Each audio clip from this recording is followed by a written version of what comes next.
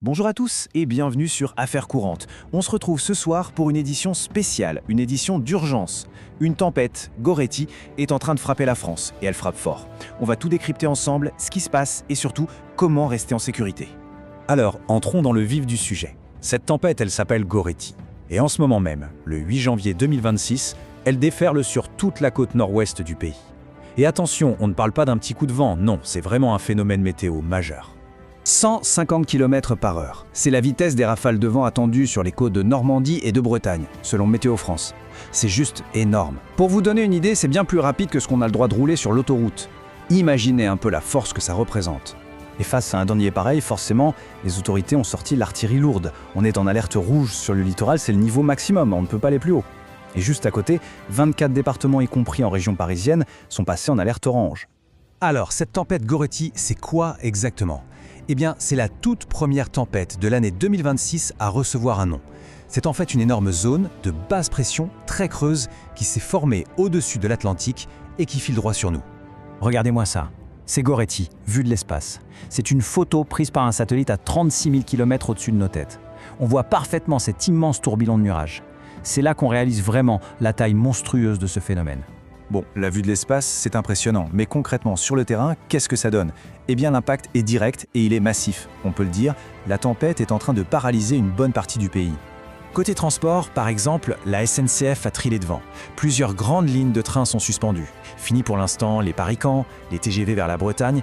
Le but, c'est simple, la sécurité avant tout. Et surtout, éviter que des gens se retrouvent bloqués au milieu de nulle part. Il n'y a pas que les trains, loin de là. Les écoles sont fermées dans plusieurs départements, les transports scolaires à l'arrêt. Même les grands ponts, comme le pont de Normandie, sont fermés à la circulation. Et bien sûr, interdiction formelle de se promener en forêt ou sur les plages. C'est toute la vie quotidienne qui est mise sur pause. Bon, avec tout ça, la question la plus importante, c'est comment on fait pour rester en sécurité ? C'est la priorité absolue. Heureusement, les autorités ont donné des consignes très claires.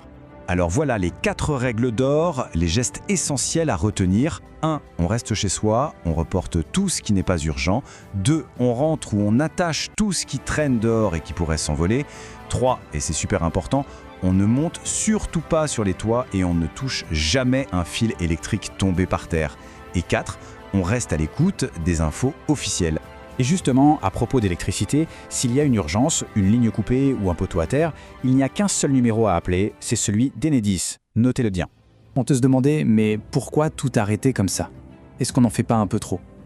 Eh bien, pour comprendre, il faut faire un petit retour en arrière. Il faut se souvenir d'un fantôme du passé, une tempête qui a laissé une cicatrice terrible en France.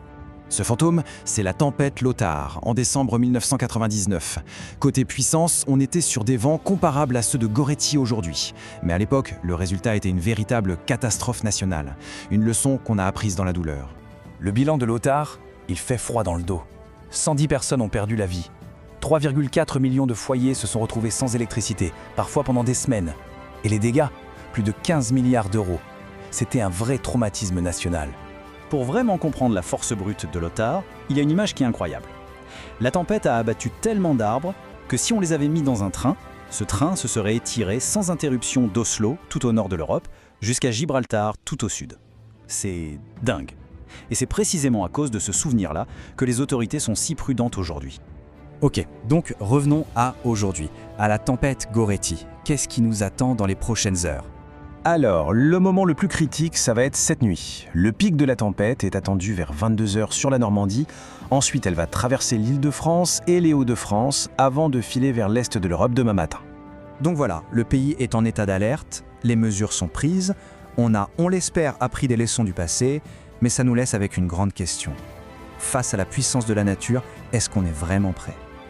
Le plus important maintenant, c'est la prudence. Prenez soin de vous, restez bien à l'abri et suivez les consignes. Et pour d'autres décryptages clairs sur l'actualité qui compte, eh bien suivez Affaires courantes.